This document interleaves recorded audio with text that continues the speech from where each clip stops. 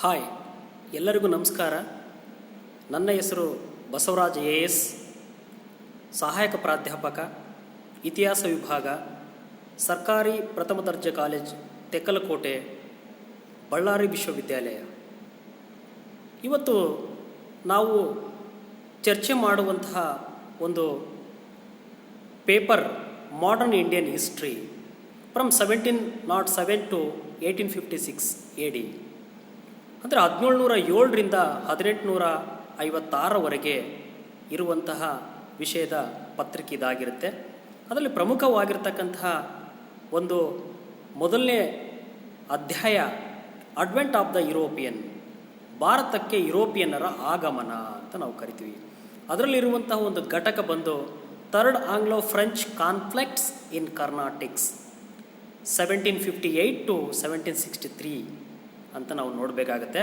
ಅಂದರೆ ಇಲ್ಲಿ ಮೂರನೇ ಕರ್ನಾಟಿಕ್ ಯುದ್ಧ 1758ರಿಂದ 1763ರವರೆಗೆ ನಡೆಯುತ್ತೆ ಅಂತ ನಾವು ನೋಡಬೇಕಾಗತ್ತೆ. ನಮಗೆ ಪ್ರಮುಖವಾಗಿ ಇಲ್ಲಿ 5ನೇ ಸೆಮಿಸ್ಟರ್ ವಿದ್ಯಾರ್ಥಿಗಳಿಗೆ ಹಾಗಾಗಿ ಇಲ್ಲಿ ನಮಗೆ ಪ್ರಮುಖವಾಗಿ ಬರ್ತಕ್ಕಂಥದ್ದು ಏನಂತಂದರೆ, ನಾನು ಮಾಡುವಂತಹ ಇವತ್ತಿನ ಒಂದು ಘಟಕ 7ನೇ ಸೆಷನ್ ಆಗಿರುತ್ತೆ. ನಾವು ಮೊದಲನೇದಾಗಿ ಮೂರನೇ ಕರ್ನಾಟಕ ಯುದ್ಧದ ಪ್ರಮುಖ ಅಂಶಗಳನ್ನು ಚರ್ಚೆ ಮಾಡೋದಾದರೆ, facts about the third Carnatic war ಅಂತ ಕರಿತೀವಿ. ಇಲ್ಲಿ ಹೈಲೈಟ್ಸ್ಗಳನ್ನು ನಾವು ನೋಡೋದಾದರೆ, 1ನೇ ಅಂಶ ಫೌಟ್ ಬಿಟ್ವೀನ್, ಅಂದರೆ ಯಾರ ನಡುವೆ ಒಂದು ಸ್ಪರ್ಧೆ ಅಥವಾ ಪೈಪೋಟಿ ನಡೆಯಿತು ಅಂತಂದಾಗ ಈ ಮೂರನೇ ಕರ್ನಾಟಕ ಯುದ್ಧ ವಿಶೇಷವಾಗಿ ಯುರೋಪಿಯನ್ ಖಂಡದ ರಾಷ್ಟ್ರಗಳಾಗಿರುವಂತಹ ಫ್ರೆಂಚರು ಅಂದರೆ ಫ್ರಾನ್ಸ್ನವರು ಮತ್ತು ಬ್ರಿಟಿಷರು ಅಂದರೆ ಇಂಗ್ಲೀಷ್ನವರ ನಡುವೆ ನಡೆದಿರುವಂತಹ ಪ್ರಮುಖವಾಗಿರುವಂಥ ಯುದ್ಧ ಅಂತ ಕರಿತೀವಿ. ದೆನ್ ಸೆಕೆಂಡ್, 2ನೇ point, people involved count de Lally, French governor general, British lieutenant general sir Eyre Coote and Robert Clive ಅಂತ ನಾವು ಕರಿತೀವಿ.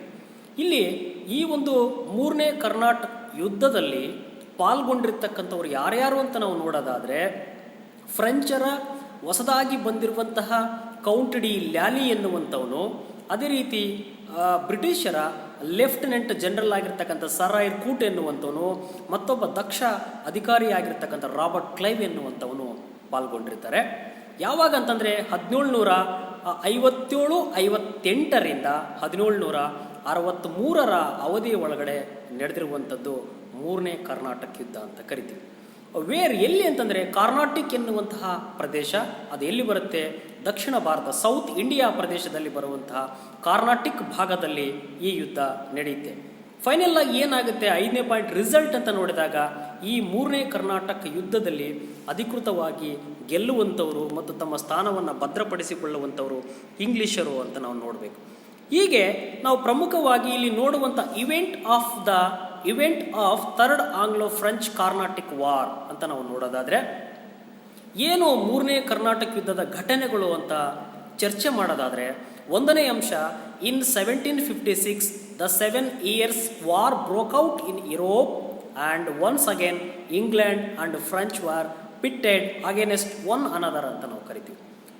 ಈ ಮೂರನೇ ಕರ್ನಾಟಕ ಯುದ್ಧಕ್ಕೆ ಪ್ರಮುಖವಾಗಿರ್ತಕ್ಕಂಥ ಮತ್ತು ತಕ್ಷಣದ ಕಾರಣ ಏನಂತ ನೋಡಿದ್ರೆ, ಯುರೋಪಿನ ಖಂಡದಲ್ಲಿ ನಡೆದಿರುವಂತಹ ಸಪ್ತವಾರ್ಷಿಕ ಕದನ, 7 ವರ್ಷಗಳ ಕದನ ಇಂಗ್ಲೀಷರಿಗೂ ಮತ್ತು ಫ್ರೆಂಚರಿಗೂ ಉಂಟಾಗುತ್ತೆ. ಅದರ ಎಫೆಕ್ಟ್ ಎಲ್ಲಿ ಬರುತ್ತೆ ಅಂತಂದರೆ, ಇಲ್ಲಿ ನಮಗೆ ಭಾರತದಲ್ಲಿ ಇರತಕ್ಕಂಥ ಇಂಗ್ಲೀಷರಿಗೆ ಮತ್ತು ಫ್ರೆಂಚರಿಗೆ ಉಂಟಾಗುತ್ತೆ.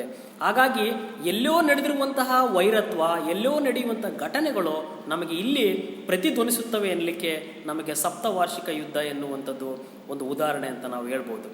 ಅದೇ ರೀತಿಯ 2ನೇ ಪಾಯಿಂಟ್ ನೋಡೋದಾದರೆ, no major engagements would take place between the two in the Indian subcontinent until 1757 AD ಅಂತ ನಾವು ಕರಿತೀವಿ.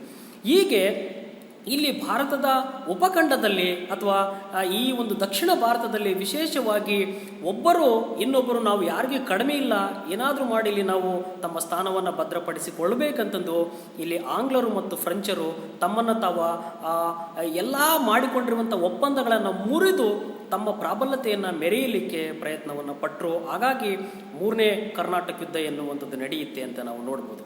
Then third one point, after the Battle of Plassey in 1757, the British forces wrested Chandranagore from the French ಅಂತ ನಾವು ಕರಿತೀವಿ. ಇಲ್ಲಿ ವಿಶೇಷವಾಗಿ ಮೂರನೇ ಕರ್ನಾಟಕ ಯುದ್ಧದಲ್ಲಿ ಇಂಗ್ಲಿಷರ ಒಂದು ಮೇಲುಗೈ ಉಂಟಾಗಲಿಕ್ಕೆ ಕಾರಣ ಅಂತಂದರೆ ಅತ್ಯಂತ ಸಂಪತ್ಭರಿತವಾಗಿರುವಂತಹ ಪ್ರದೇಶಗಳನ್ನು ಪಡೆಯುವಂತಹ ನಿಟ್ಟಿನಲ್ಲಿ ಯಶಸ್ವಿಯಾಗ್ತಾರೆ. ಅದರಲ್ಲಿ ವಿಶೇಷವಾಗಿ ಒಂದು ಪ್ಲಾಸಿ ಕದನ ಎನ್ನುವಂಥದ್ದು ಭಾರತದಲ್ಲೇ ಇಂಗ್ಲಿಷರ ಒಂದು ಸಾಮ್ರಾಜ್ಯಕ್ಕೆ ಅಡಿಪಾಯ ಹಾಕುವಂತಹ ಒಂದು ಯುದ್ಧ ಆಗಿ ಮಾರ್ಪಾಡುಗೊಳ್ಳುತ್ತೆ. ಹಾಗಾಗಿ ಅದೇ ಯುದ್ಧದ ಜಯದೊಂದಿಗೆ ಫ್ರೆಂಚರಿಂದ ಒಂದು ಬಂಗಾಳ ಎನ್ನುವಂತಹ ಪ್ರದೇಶದಲ್ಲಿ ಚಂದ್ರನಾಗೂರ್ ಎನ್ನುವಂಥ ಒಂದು ಆಯಕಟ್ಟಿನ ಪ್ರದೇಶವನ್ನು ಅವರು ಯುದ್ಧ ಮಾಡಿ ಗೆದ್ದುಕೊಳ್ತಾರೆ ಮತ್ತು ಅದರ ಮೇಲೆ ತಮ್ಮ ಅಧಿಪತ್ಯತೆಯನ್ನು ಸ್ಥಾಪನೆ ಮಾಡ್ತಾರೆ ಅಂತ ನಾವು ಅನ್ಬೋದು. Then fourth one, The French under Count de Lally captured Fort St. George and attacked the English to acquire Madras ಅಂತ ನಾವು ಕರಿತೀವಿ. ಇಲ್ಲಿ ನಮಗೆ ಪ್ರಮುಖವಾಗಿ ಹೊಸದಾಗಿ ಬಂದಿರತಕ್ಕಂತಹ ಫ್ರೆಂಚರ governor general count de Lally ಎನ್ನುವಂಥವನು ತುಂಬ ದಕ್ಷ ಅಧಿಕಾರಿಯಾಗಿರ್ತಾನೆ. ಹೇಗಾದರೂ ಮಾಡಿ ಭಾರತದಲ್ಲಿ ಇಂಗ್ಲೀಷರನ್ನು ಕಾಲು ತೆಗೆಸಬೇಕು, ಅವರನ್ನು ಹೊರಗಡೆ ಹಾಕಬೇಕೆನ್ನುವಂಥ ಪ್ರಬಲ ಧ್ಯೇಯವನ್ನು ಇಟ್ಕೊಂಡು ಭಾಳ ಉರುಪಿನಿಂದ ಬಂದಿರತಕ್ಕಂಥ ಕೌಂಟ್ ಡಿ ಲ್ಯಾಲಿ ಎನ್ನುವಂಥವನು ಇಮಿಡಿಯೇಟ್ ಆಗಿ ಮದ್ರಾಸ್ನಲ್ಲಿರ್ತಕ್ಕಂಥ ಸೇಂಟ್ ಜಾರ್ಜ್ ಡೇವಿಡ್ ಕೋಟೆಯನ್ನು ಬಲಾಢ್ಯ ಸೈನ್ಯದೊಂದಿಗೆ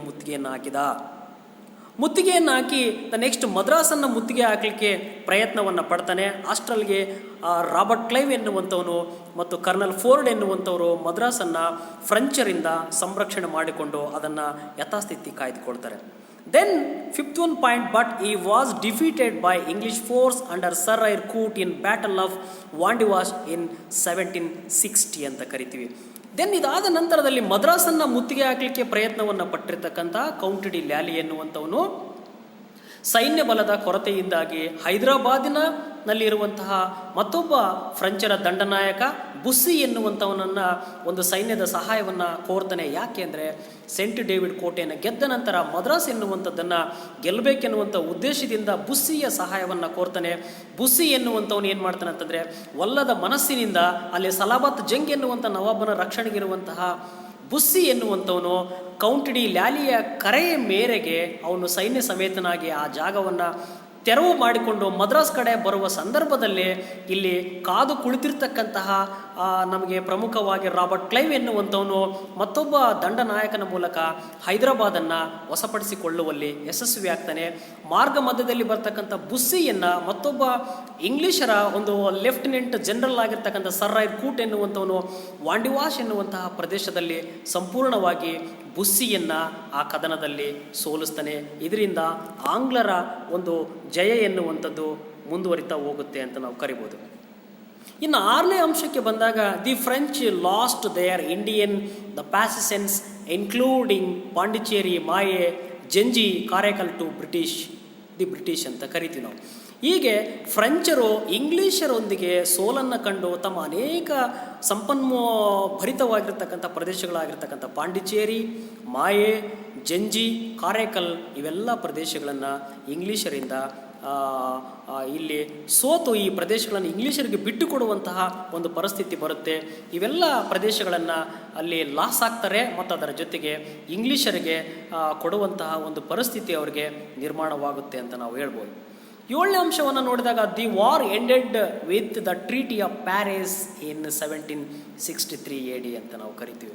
ಇಲ್ಲಿ ಕೊನೆಯದಾಗಿ ಸಂಪೂರ್ಣವಾಗಿ ಹೈದರಾಬಾದ್ನಲ್ಲಿ ಅಷ್ಟೋ ಇಷ್ಟೋ ಇರತಕ್ಕಂಥ ತಮ್ಮ ಒಂದು ತಾಕತ್ತನ್ನು ಸಂಪೂರ್ಣವಾಗಿ ಸೋತಾಗ ಬುಸ್ಸಿಯ ನೆರವಿನಿಂದ ತಮ್ಮ ಗೆಲುವನ್ನು ಪಡೆಯಲಾಗಿರ್ತಕ್ಕಂಥ ಪರಿಸ್ಥಿತಿಯಲ್ಲಿ ಅಂತಿಮವಾಗಿ ಸಲಾಬತ್ ಜಂಗ್ ಎನ್ನುವಂತಹ ಹೈದರಾಬಾದಿನ ನವಾಬ ಇಂಗ್ಲೀಷರ ಪಕ್ಷವನ್ನು ಸೇರ್ತಾನೆ. ಅದೇ ರೀತಿಯಾಗಿ ಇಲ್ಲಿ ಮಹಮ್ಮದ್ ಅಲಿ ಎನ್ನುವಂಥವನು ಕರ್ನಾಟಕ ಎನ್ನುವಂಥ ಪ್ರದೇಶದ ನವಾಬನಾಗ್ತಾನೆ. ಈ ಎಲ್ಲ ದೃಷ್ಟಿಯಿಂದ ಕೌಂಟ್ ಡಿ ಲ್ಯಾಲಿ ಎನ್ನುವಂಥವನು ಸಂಪೂರ್ಣವಾಗಿ ಇಂಗ್ಲೀಷರಿಂದ ಸೋತು ಪಾಂಡಿಚೇರಿಯಿಂದ ಪಲಾಯನವನ್ನು ಮಾಡ್ತಾನೆ. ಅಂತಿಮವಾಗಿ ಇಲ್ಲಿ ಪ್ಯಾರಿಸ್ ಒಪ್ಪಂದವನ್ನು ಬ್ರಿಟಿಷರೊಂದಿಗೆ ಮಾಡಿಕೊಳ್ಬೇಕಾಗುತ್ತೆ. ಅದುವೇ 1763 ಪ್ಯಾರಿಸ್ ಒಪ್ಪಂದ. ಈ ಒಪ್ಪಂದ ಸಪ್ತವಾರ್ಷಿಕ ಕದನ ಯುರೋಪಿನ ಖಂಡದಲ್ಲಿ ಕೊನೆಗೊಂಡು ಅಲ್ಲಿ ಆಗುವಂಥ ಒಪ್ಪಂದವೇ ಯಥಾರೂಪದಲ್ಲಿ ಇಲ್ಲಿ ಅದೇ ಒಪ್ಪಂದದಿಂದ ಮೂರನೇ ಕರ್ನಾಟಕ ಯುದ್ಧ ಎನ್ನುವಂಥದ್ದು ಕೊನೆಗೊಳ್ಳುತ್ತೆ. ಎಂಟನೇ ಅಂಶ, as per the treaty Chandernagore and Pondicherry were returned to French but they were barred from fortifying them or having troops in them. They could only have trading activities. ನೋಡ್ರಿ, ಈ ಪ್ಯಾರಿಸ್ ಒಪ್ಪಂದದ ಪ್ರಕಾರ ಮತ್ತು ಈ ಮೂರನೇ ಕರ್ನಾಟಕ ಯುದ್ಧದ ಸೋಲುವಿಕೆಯೊಂದಿಗೆ ಏನಾಗುತ್ತೆ ಅಂದರೆ, ಇಂಗ್ಲೀಷರು ಚಂದ್ರನಾಗೂರು ಪಾಂಡಿಚೇರಿ ಎನ್ನುವಂಥ ಪ್ರದೇಶಗಳನ್ನು ಈ ಟ್ರೀಟಿ ಪ್ರಕಾರ ಫ್ರೆಂಚರಿಗೆ ಅಥವಾ ಫ್ರಾನ್ಸ್ನವ್ರಿಗೆ ವಾಪಸ್ ಕೊಟ್ಟರು ಏನು ಮಾಡಬೇಕು, ಕೇವಲ ವ್ಯಾಪಾರದ ಚಟುವಟಿಕೆಗಳಿಗೆ ಮಾತ್ರ ಆ ಪ್ರದೇಶವನ್ನು ನೀವು ಸೀಮಿತಗೊಳಿಸಬೇಕೇ ಬಿಟ್ಟರೆ ಸೈನಿಕ ಚಟುವಟಿಕೆಗಳನ್ನು ಮಾಡುವಂತಿಲ್ಲ, ಸೈನಿಕ ರಂಗವನ್ನು ಸಜ್ಜುಗೊಳಿಸುವಂತಿಲ್ಲ ಮತ್ತು ಯುದ್ಧಕ್ಕೆ ಬೇಕಾಗುವಂಥ ತಯಾರಿಯನ್ನು ನೀವು ಏರ್ಪಾಡು ಮಾಡಿಕೊಳ್ಳುವಂತಿಲ್ಲ ಎನ್ನುವಂಥ ಒಂದು ಕಂಡೀಷನನ್ನು ಕೊಟ್ಟು ಅವ್ರಿಗೆ ಏನು ಮಾಡ್ತಾರೆ ಅಂತಂದರೆ, ಇಲ್ಲಿ ಆವನ್ನು ಬುಡ್ಡಿಯಲ್ಲಿ ಇಟ್ಟು ಆಟವಾಡಿಸುವ ರೀತಿಯಲ್ಲಿ ಇಲ್ಲಿ ಫ್ರೆಂಚರನ್ನು ತಮ್ಮ ನಿಯಂತ್ರಣಕ್ಕೆ ತೆಗೆದುಕೊಂಡು ಇದ್ದೂ ಇರಲಾರ್ದಂಥ ಪರಿಸ್ಥಿತಿಯನ್ನು ನಿರ್ಮಾಣ ಮಾಡಿದರು ಅಂತ ನಾವು ಕರಿತಾ ಹೋಗ್ತೀವಿ.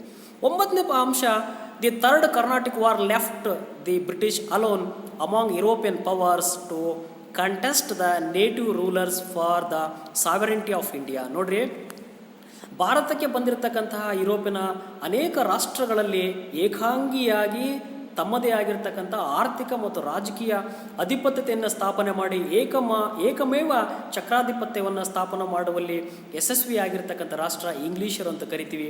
ಕೊನೆಯದಾಗಿ ಮೂರನೇ ಕರ್ನಾಟಕ ಯುದ್ಧದ ನಂತರ ಇಂಗ್ಲೀಷರು ಭಾರತದಲ್ಲಿ ಯಾವುದೇ ಸ್ಪರ್ಧೆಗಳನ್ನು ಒಡ್ಡುವಂಥ ಯುರೋಪಿನ ರಾಷ್ಟ್ರಗಳು ಇರಲಾರ್ದಂಗೆ ಏಕಾಂಗಿಯಾಗಿ ಮೆರೆಯುವಂಥ ರೀತಿಯಲ್ಲಿ ತಾವು ಮುನ್ನುಗ್ಗುತ್ತಾರೆ ಮತ್ತು ಏಕ ವ್ಯಕ್ತಿ ಮೊನೊಪೊಲಿ ಎನ್ನುವಂಥ ರೀತಿಯಲ್ಲಿ ಅವರು ತಮ್ಮ ಸಾಮರ್ಥ್ಯವನ್ನು ಸಾಬೀತುಪಡಿಸಿದರು ಅಂತ ನಾವು ಹೇಳ್ಬೋದು. ಹಾಗಾಗಿ ಭಾರತದಲ್ಲಿ ತಮ್ಮ ಪರಮಾಧಿಕಾರವನ್ನು ಮತ್ತು ತಮ್ಮ ಆಡಳಿತವನ್ನು ಸ್ಥಾಪನೆ ಮಾಡುವಲ್ಲಿ ತಮಗೆ ಎಲ್ಲ ರೀತಿಯಾಗಿರ್ತಕ್ಕಂಥ ವಾತಾವರಣ ನಿರ್ಮಾಣ ಮಾಡಿಕೊಂಡ್ರು. That is the skill of Britain people ಅಂತ ನಾವು ಕರಿತಾ ಹೋಗ್ತೀವಿ. ದೆನ್ ನಾವು ಕೊನೆಯದಾಗಿರ್ತಕ್ಕಂಥದ್ದು ಥರ್ಡ್ ಕರ್ನಾಟಿಕ್ ವಾರ್ ರಿಸಲ್ಟ್ಸ್ ಏನಾಗುತ್ತೆ, ಈ ಮೂರನೇ ಕರ್ನಾಟಕ ಯುದ್ಧದ ಫಲಿತಾಂಶ ಏನಂತಂದರೆ, ಮೊದಲನೇದು ನೋಡೋದಾದರೆ French OOPS of building an empire in India var completely dashed ಅಂತ ಕರಿತೀವಿ. ಅವರು ಫ್ರೆಂಚರು ಭಾರತದಲ್ಲಿ ಒಂದು ಸಾಮ್ರಾಜ್ಯವನ್ನು ಕಟ್ಟಬೇಕು, ಫ್ರಾನ್ಸ್ ಸಾಮ್ರಾಜ್ಯವನ್ನು ನಿರ್ಮಾಣ ಮಾಡಬೇಕು, ವಸಾಹತುಶಾಹಿ ಸಾಮ್ರಾಜ್ಯವನ್ನು ಮುಂದುವರಿಸಬೇಕೆನ್ನುವಂತಹ ಆಸೆ ಆಕಾಂಕ್ಷೆಗಳು ತಣ್ಣೀರೆಚ್ಚುವಂಥ ಪರಿಸ್ಥಿತಿ ಉಂಟಾಯಿತು. ಅವರ ಎಲ್ಲ ಆಕಾಂಕ್ಷೆಗಳು ನೆಲಸಮಗೊಂಡು ಅಂತ ಕರಿಬೋದು. ಅದೇ ರೀತಿ ಎರಡನೇದಾಗಿ, this established Britain has the permanent European power in India. ಯುರೋಪಿನ ಖಂಡದಲ್ಲೇ ಬ್ರಿಟಿಷರು ಭಾರತದಲ್ಲಿ ತಮ್ಮ ಸಂಪೂರ್ಣವಾಗಿರುವಂತಹ ತಾಕತ್ತು ಮತ್ತು ಧೈರ್ಯ ಹಾಗೂ ಸಾಮ್ರಾಜ್ಯ ಸ್ಥಾಪನೆ ಎನ್ನುವಂಥದ್ದು ಅಧಿಕೃತವಾಗಿ ಒಂದು ಮುದ್ರೆಯನ್ನು ಒತ್ತುವಂತಹ ರೀತಿಯಲ್ಲಿ ಬೆಳೆದರು ಮತ್ತು ಅವರು ಪರ್ಮನೆಂಟ್ ಆಗಿರ್ತಕ್ಕಂಥ ಯುರೋಪಿನ ಖಂಡದ ಏಕೈಕ ಒಂದು ಅದ್ವಿತೀಯ ರಾಷ್ಟ್ರವನ್ನು ನಿರ್ಮಾಣ ಮಾಡುವಲ್ಲಿ, ಸಾಮ್ರಾಜ್ಯಶಾಹಿಯನ್ನು ಕಟ್ಟುವಲ್ಲಿ ತಾವು ತಮ್ಮನ್ನು ಪ್ರೊಡ್ಯೂಸ್ ಮಾಡಿಕೊಂಡ್ರು ಅಂತ ನಾವು ಕರಿಬೋದು. ದೆನ್ ಮೂರನೇದು, the path was clear for the establishment of British colonial rule in India. ನೋಡ್ರಿ, ಅವರ ಮಾರ್ಗಕ್ಕೆ ಯಾವುದೇ ರೀತಿಯಾಗಿರ್ತಕ್ಕಂಥ ಅಡೆತಡೆಗಳು ಬರಲಿಲ್ಲ, ಯಾವುದೇ ಯುರೋಪಿನ ರಾಷ್ಟ್ರಗಳು ಉಳಿಲಿಲ್ಲ. ಕೊನೆಯದಾಗಿ ಸ್ಥಳೀಯ ರಾಜರ ಒಂದು ಜುಟ್ಟನ್ನು ಹಿಡಿದುಕೊಂಡು ಆಟ ಆಡಿಸಿ ತಮ್ಮ ತಕ್ಕಡಿಯಿಂದ ಅಂತಿಮವಾಗಿ ತಮ್ಮ ಸಾಮ್ರಾಜ್ಯವನ್ನು ಕಟ್ಟಿ ಭಾರತಕ್ಕೆ ಒಂದು ಹಂತವಾಗಿ ರಾಜಕೀಯ ಅಧಿಪತ್ಯತೆಯನ್ನು ಸ್ಥಾಪನೆ ಮಾಡಿದರು ಅಂತ ನಾವು ಕರಿಬೋದು. ಹೀಗೆ ಮೂರನೇ ಕರ್ನಾಟಕ ಯುದ್ಧದಿಂದ ಸಂಪೂರ್ಣವಾಗಿ ನಮಗೇನು ಗೊತ್ತಾಗುತ್ತಂದರೆ, ಇಂಗ್ಲೀಷರು ಫ್ರೆಂಚರನ್ನು ಸಂಪೂರ್ಣವಾಗಿ ಸೋಲಿಸಿದರು, ತಮ್ಮ ರಾಜಕೀಯವಾಗಿರ್ತಕ್ಕಂಥ ಅಧಿಪತ್ಯತೆಯನ್ನು ಸ್ಥಾಪನೆ ಮಾಡಿದರು ಅಂತ ನಾವು ನೋಡ್ಬೋದು. ಹೀಗೆ ಮೂರನೇ ಕರ್ನಾಟಕ ಯುದ್ಧದ ನಂತರ ಏಕಮೇವ ಒಂದು ಅಧಿಪತ್ಯತೆಯನ್ನು ಇಂಗ್ಲೀಷರು ಭಾರತದಲ್ಲಿ ನಿರ್ಮಾಣ ಮಾಡಿದರು ಅಂತ ನಾವು ಕರಿಬೋದು. ವಿದ್ಯಾರ್ಥಿಗಳೇ, ಧನ್ಯವಾದಗಳು.